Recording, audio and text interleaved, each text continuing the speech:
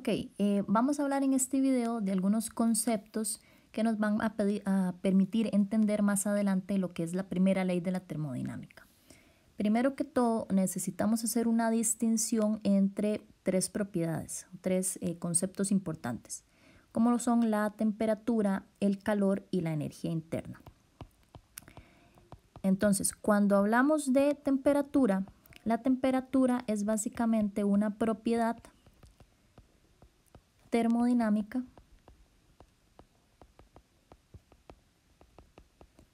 que un sistema puede tener.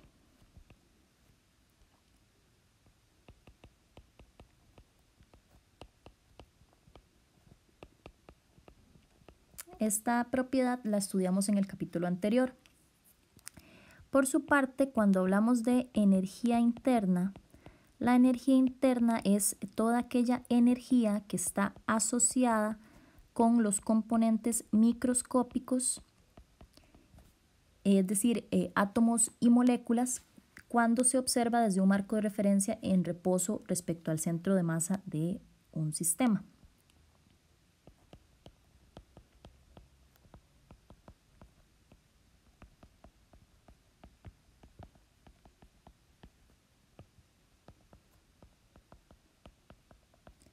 Esta energía asociada con los componentes microscópicos puede dividirse en varias.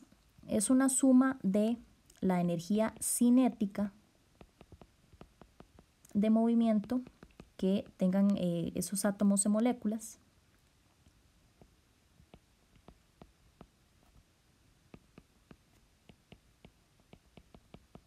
Esa energía cinética puede ser traslacional, puede ser vibracional, puede ser rotacional también.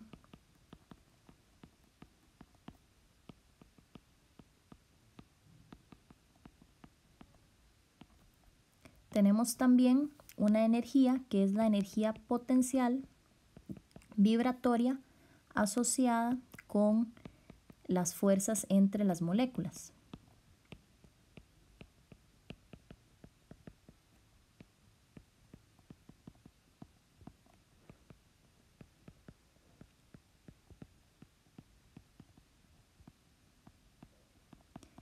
Y adicionalmente tenemos toda aquella energía potencial que está asociada con las fuerzas eléctricas entre las moléculas.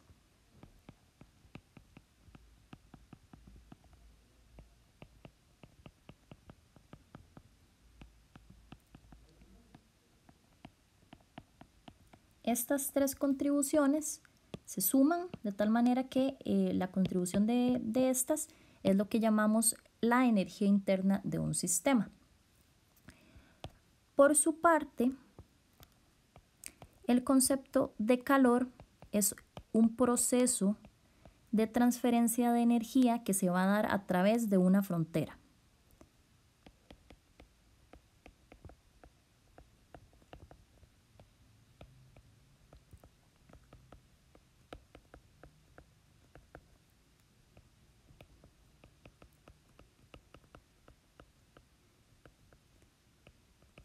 Sucede que el calor es energía que se transmite o se transfiere desde un sistema a otro en virtud de una diferencia de temperaturas. Por ejemplo, si nosotros tenemos un objeto que tiene una temperatura, digamos, T1, y lo ponemos en contacto, digamos, con otro objeto que tiene una temperatura T2, tal que T1 sea mayor a T2, vamos a tener que va a haber, debido a la diferencia de temperaturas, una transferencia neta de energía desde un objeto al otro. ¿Okay? Esa transferencia de energía Q siempre va desde la temperatura alta hasta la temperatura baja.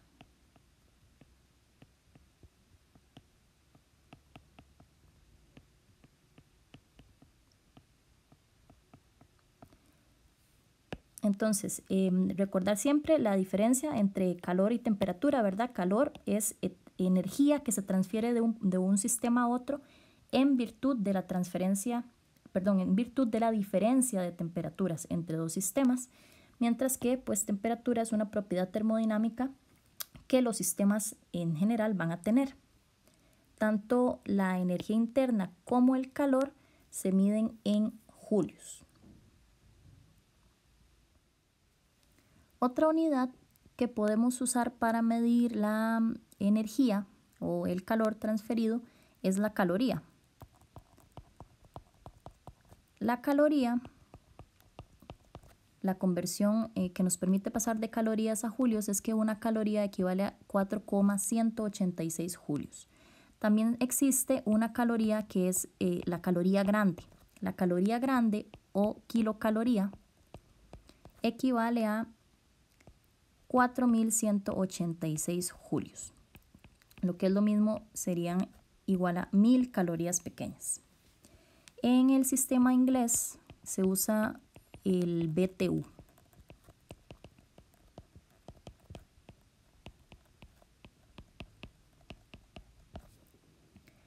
Ok, cuando nosotros tenemos un objeto y a ese objeto se le transfiere calor,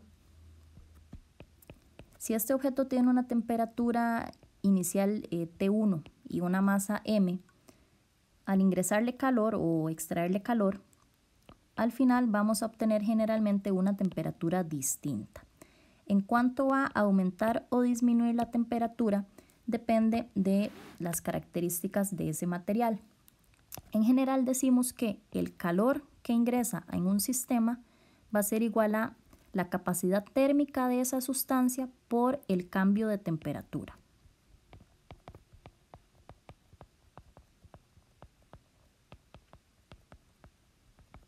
Esta capacidad térmica la medimos en julios sobre Kelvin o julios sobre grados Celsius.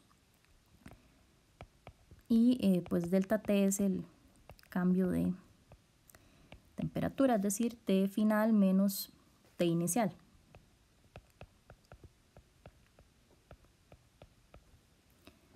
Muy comúnmente, a veces en vez de hablar de la capacidad térmica, hablamos de una característica de las sustancias que se llama el calor específico. La capacidad térmica y el calor específico están relacionados por medio de la siguiente ecuación. La capacidad térmica es igual a la masa de la sustancia por el calor específico.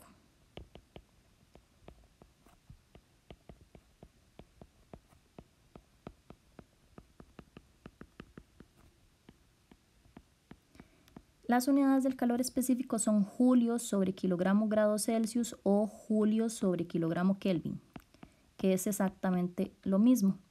Recuerden que los cambios de temperatura son iguales en grados Celsius y en Kelvin, por eso no importa cuál sea la unidad que pues va aquí abajo en cuanto a la temperatura. El calor específico es una medida de qué tanta energía se necesita para cambiar la temperatura de una sustancia. En general, cuando el calor específico es alto, significa que se necesita mucha energía para realizar un cambio de temperatura.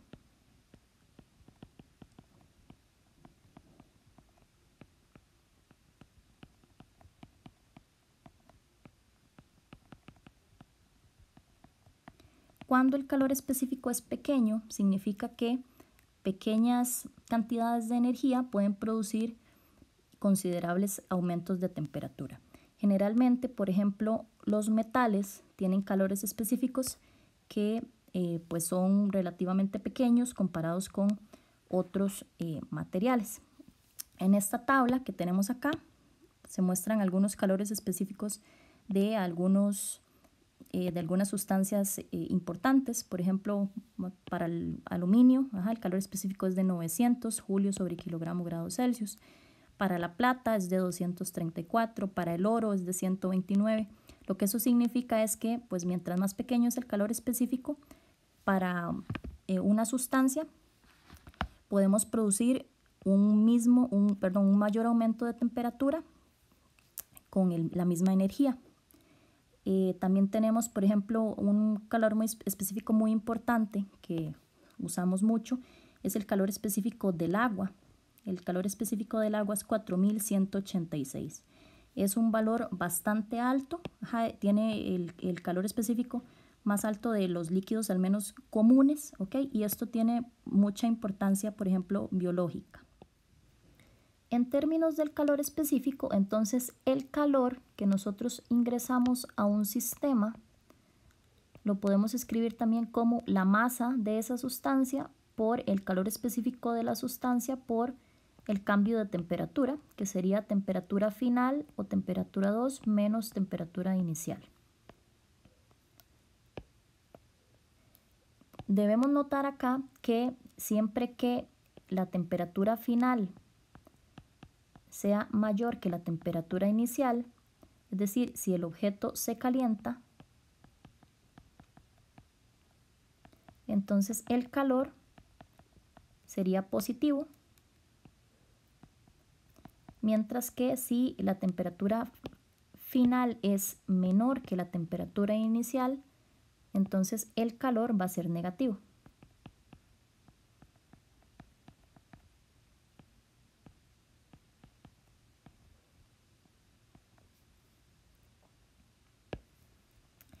El calor específico es una propiedad que ya está tabulada, ya se conoce para pues, la gran mayoría de las sustancias.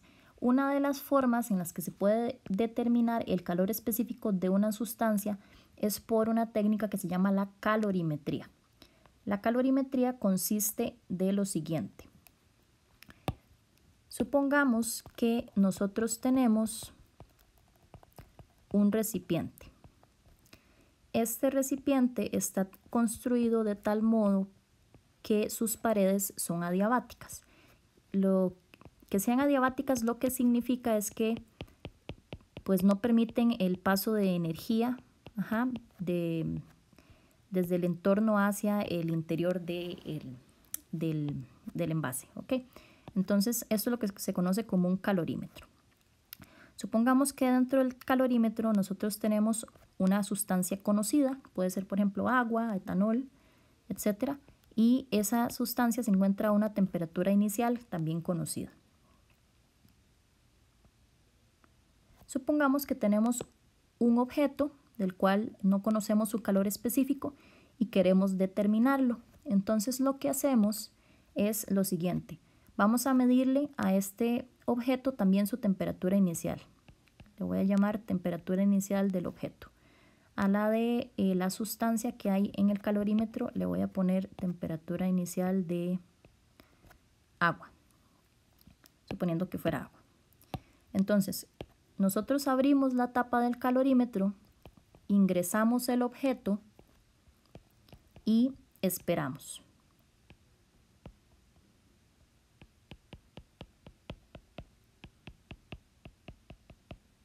Una vez que el objeto está dentro del calorímetro, lo que va a pasar es que va a haber una transferencia de energía entre el objeto y la sustancia que haya acá adentro.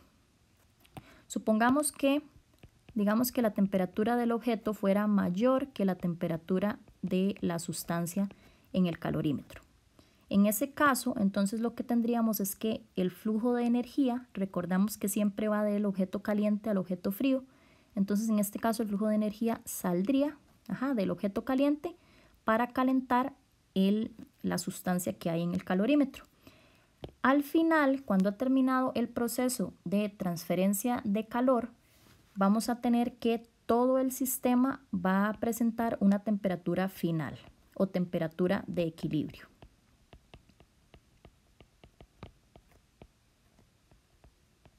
Es importante mencionar que esa temperatura de equilibrio entonces es la temperatura de todo el sistema, tanto de la sustancia que yo tenía dentro del calorímetro como del objeto que yo ingresé. Entonces, el análisis acá es que el calor que salió del objeto caliente es el mismo calor que recibió la sustancia del calorímetro. Eso lo escribimos de la siguiente manera.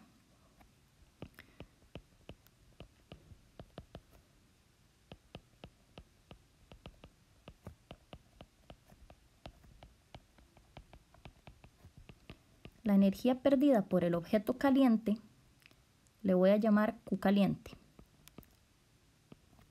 Debe ser igual a la energía ganada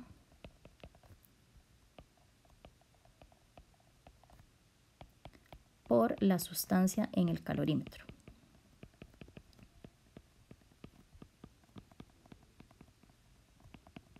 Esa energía que ganó la sustancia en el calorímetro le vamos a decir Q frío.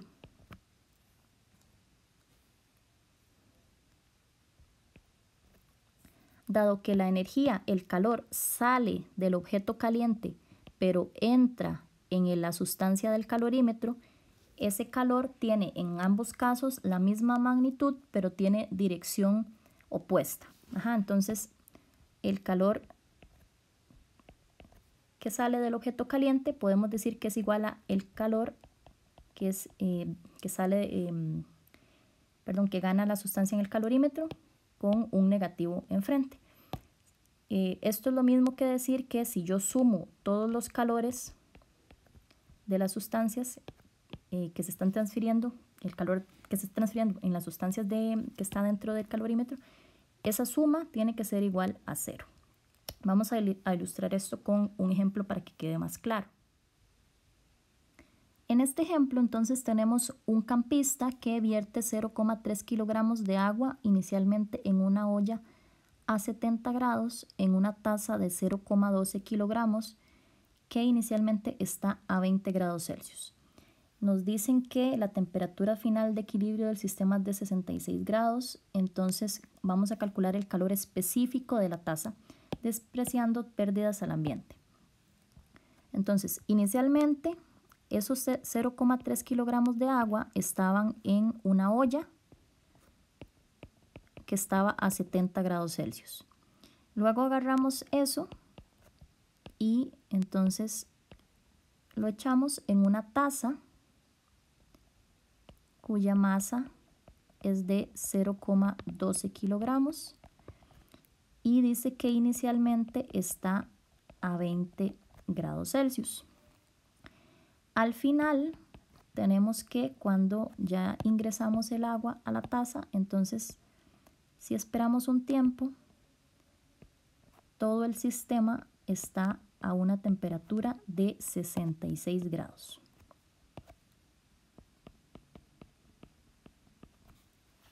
Ok, entonces tenemos que notar acá que obviamente como esta agua está más caliente que la taza, pues la energía va a transferirse desde esta agua hasta pues hasta el material que compone la taza, ¿verdad? Entonces vamos a hacer lo siguiente, vamos a dividir los calores en dos. Para la taza, el calor que sale de la taza va a ser igual a la masa de la taza por el calor específico de la taza por su temperatura final menos su temperatura inicial. La masa de la taza son 0,12 kilogramos. El calor específico es lo que queremos encontrar. La temperatura final de esta taza es de 66 grados y la inicial de 20.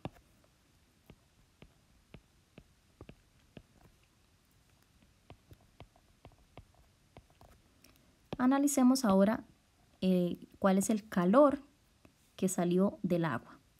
Para el agua, el Q será la masa de agua por el C del agua por su temperatura final menos su temperatura inicial. El agua eran 0,3 kilogramos. El calor específico del agua, es importante que esto es agua líquida, ¿verdad? Entonces el calor específico del agua líquida es de 4186 julios sobre kilogramo Kelvin. Es muy importante que el calor específico no solo depende de cuál sea la sustancia, sino que también depende de cuál es su estado. El calor específico del agua congelada, es decir, del hielo, no es igual que el del agua líquida, ni tampoco el del vapor de agua. Entonces aquí sería 0.3 por 4186 por temperatura final del agua, sería 66. Y la temperatura inicial del agua era de 70 grados Celsius.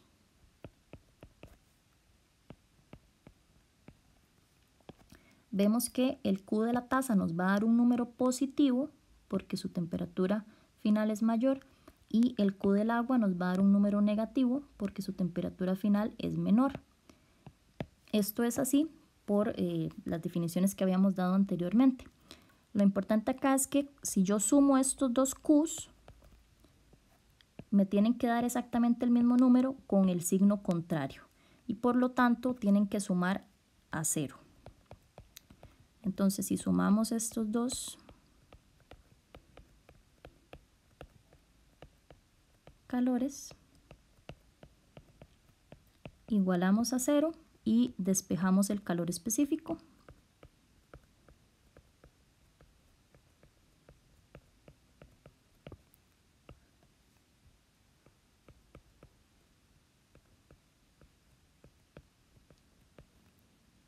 Obtenemos un calor de 910 julios sobre kilogramo Kelvin, o recuerden que es lo mismo que decir julios sobre kilogramos por grados Celsius, porque está multiplicado siempre por una diferencia de temperatura, que es igual en Celsius o en Kelvin.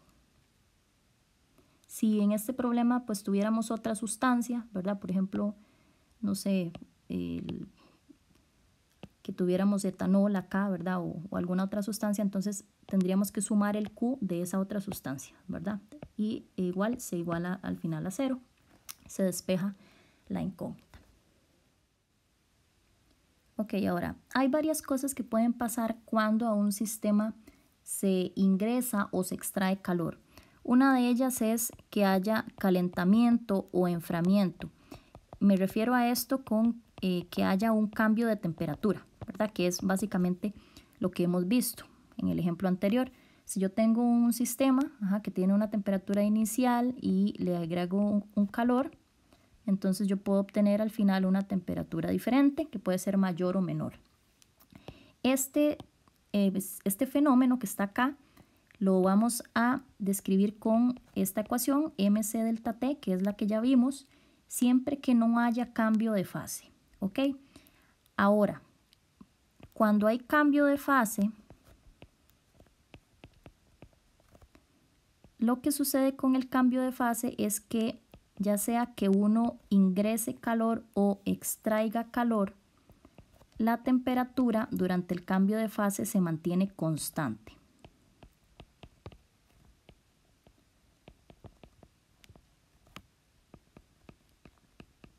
¿Ok? El calor que se ingresa o que se extrae del sistema cuando hay cambios de fase se utiliza para romper enlaces o para formarlos, ¿ok? Entonces la temperatura se mantiene constante, sin embargo, sí existe un cambio de energía interna en el sistema.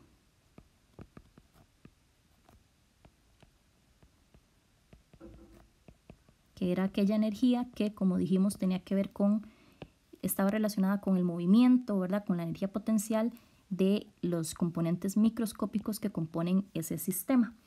¿Cómo estudiamos nosotros el cambio de fase? Bueno, el cambio de fase está regido por esta ecuación. El calor que ingresa o que se extrae va a ser igual a la masa que sufra ese cambio de fase por una nueva característica que se llama el calor latente.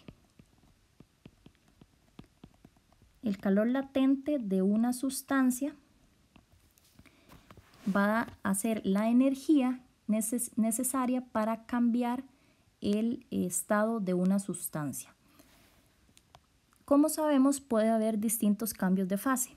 Por ejemplo, si yo hago un cambio de fase desde sólido a líquido, eso es lo que se conoce como fusión. Ok, entonces en este caso, si yo quiero pasar un sólido a estado líquido, yo necesito ingresar calor. A esta fórmula de calor le vamos a poner adelante un más menos. Este más menos lo que significa es que nosotros debemos colocarle el signo al calor dependiendo de si está ingresando al sistema o si sale del sistema. Ok, entonces, si yo quiero pasar de sólido a líquido, ese calor debe ingresar al sistema, por lo tanto es positivo. Entonces, el calor necesario para realizar una fusión va a ser igual a la masa de la sustancia que queramos fusionar por el calor latente de fusión.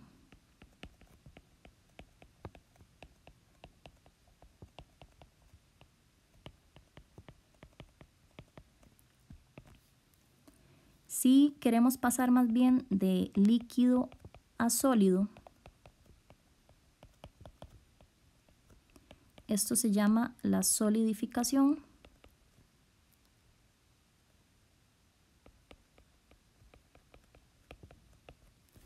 Y pues es básicamente, pues involucra los mismos estados, ¿verdad? Sin embargo, si yo quiero pasar de líquido a sólido, yo necesito extraer calor del sistema, ¿cierto? Entonces, siempre que el calor salga, debe ser negativo.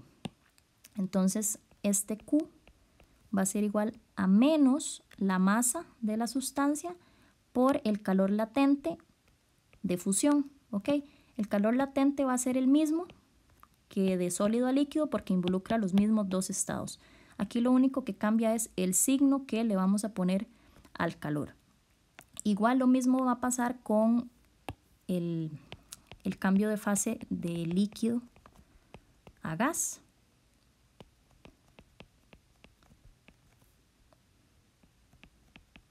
Sería la vaporización o evaporación. Entonces acá pues necesitamos ingresar calor al líquido, por lo tanto ese calor es positivo y el calor que debemos ingresar para cambio de fase va a ser igual a la masa por el calor latente de vaporización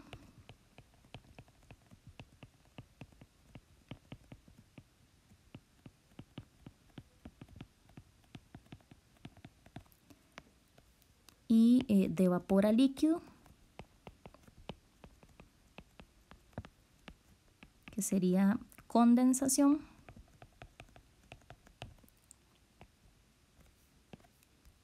Debemos extraer energía, ¿verdad? Y entonces este calor va a ser negativo. Va a ser menos masa por L, igualmente de vaporización, ¿verdad? Y así podemos tener también, por ejemplo, de sólido a gas, etcétera, ¿verdad? Sin embargo, pues los más conocidos y los que vamos a utilizar más comúnmente son solidificación, el calor latente de fusión y el calor latente de vaporización. Esta es una tabla típica que nos muestra calores latentes de fusión y de vaporización para diversas sustancias. También generalmente estas tablas nos dicen los puntos de fusión y de ebullición, ¿verdad? Que serían las temperaturas a las cuales se dan los cambios de estado. Es muy importante conocerlas cuando se están realizando problemas en los cuales hay calentamientos junto con cambios de fase. Veamos un ejemplo sencillo.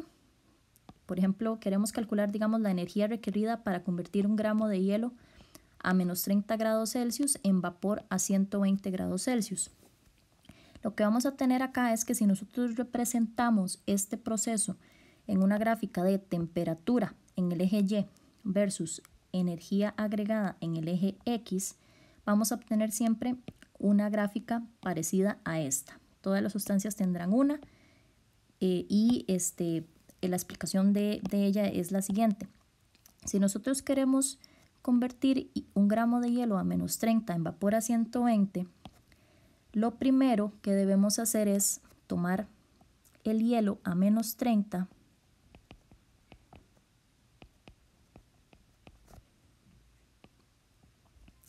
ingresarle calor y al ingresarle calor vamos a obtener primero hielo a 0 grados. ¿Ok? ¿Por qué parto el proceso en 0? Porque en 0 es donde nosotros vamos a tener el cambio de estado. ¿Ok? Entonces, primero, este proceso inicial es un calentamiento, que no implica un cambio en la fase de la sustancia, que en este caso sigue siendo hielo. ¿Ok? Entonces, este calor que ingresamos acá sería la masa del hielo por el calor específico del hielo por su temperatura final menos temperatura inicial. Sería entonces 1 gramo, que es 1 por 10 a la menos 3 kilogramos.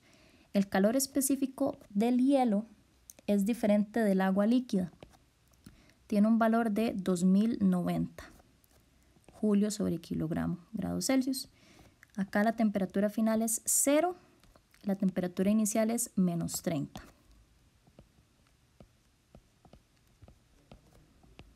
Este primer calor a ingresar entonces nos da 62,7 julios.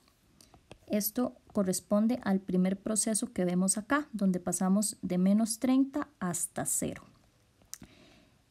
Lo que pasa aquí entonces, cuando llegamos a 0 grados, si seguimos ingresando energía, como ya sabemos, esa energía no se va a usar para subir la temperatura de la sustancia, sino que se va a usar para romper los enlaces del hielo, ¿ok? Y pues formar agua líquida.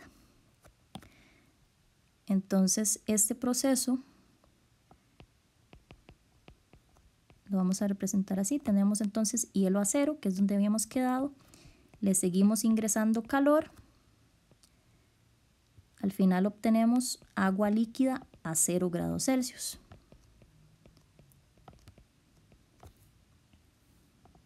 Vean que esto es entonces cambio de fase sin cambio de temperatura. El calor para este segundo proceso va a ser igual a la masa por el calor latente de fusión. El calor latente de fusión del agua es 3,33 por 10 a la 5.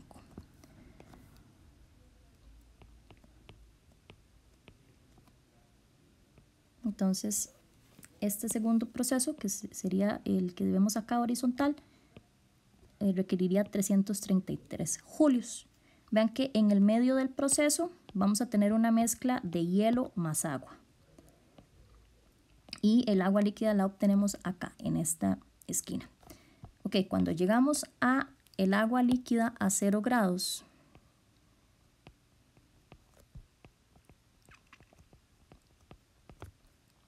si seguimos ingresando calor, empieza a subir la temperatura y nosotros sabemos que el agua se evapora a 100 grados. Entonces primero debemos llegar a 100 grados. Vamos a obtener hasta acá entonces agua líquida, ¿verdad? Todavía no puede haber cambio de fase. Y el calor sería masa, calor específico del agua, T final menos T inicial. El calor específico del agua líquida es de 4186 julios sobre kilogramo. Y acá la temperatura final sería 100, la temperatura inicial sería 0. Esto nos da entonces 419 julios. Ese es el proceso que se muestra acá, desde el final de B hasta pues, C. Cuando llegamos a este punto, tenemos entonces agua líquida a 100 grados Celsius. Si nosotros continuamos ingresando calor, vamos a obtener vapor a 100 grados Celsius, ¿verdad? Esto es un cambio de fase, entonces es masa por calor latente. En este caso sería el de vaporización. Sería 1 por 10 a la menos 3 por el calor latente de vaporización del agua. De tablas encontramos que es 2,26 por 10 a la 6.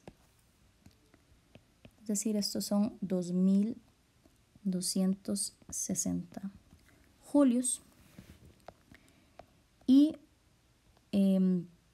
cuando ya tenemos entonces vapor a 100 grados,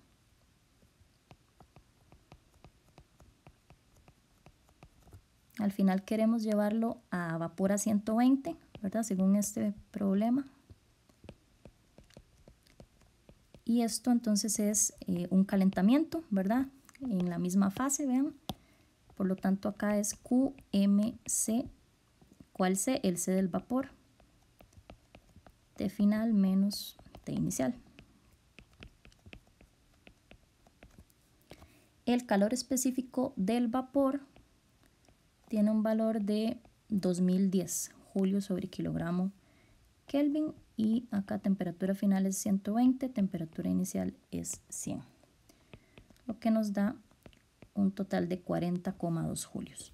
Entonces, estas dos últimas etapas, la que va desde agua líquida hasta vapor a 100 grados, es la que se muestra en D. Vean que es el proceso que necesita más energía para poder llevarse a cabo, la vaporización. Cuando nosotros tenemos agua líquida a 100 grados, no es que cuando llega a 100 automáticamente se evapora, ¿verdad? Sino que necesitamos seguir ingresando la energía una vez que llegó a 100 para poder vaporizarla. Y el último proceso, cuando llegamos a vapor a 100 y subimos a 120, pues es este pequeñito que nada más requirió de 40,2 julios. En total, entonces, la energía que yo necesitaría para llevar 1 gramo de hielo a menos 30 hasta vapor a 120 sería la suma de todos estos calores que acabamos de calcular.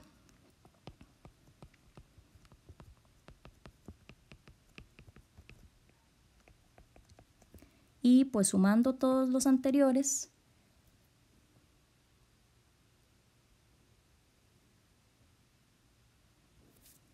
esto nos da un total de 3,11 por 10 a la 3 julios, como ustedes pueden comprobar.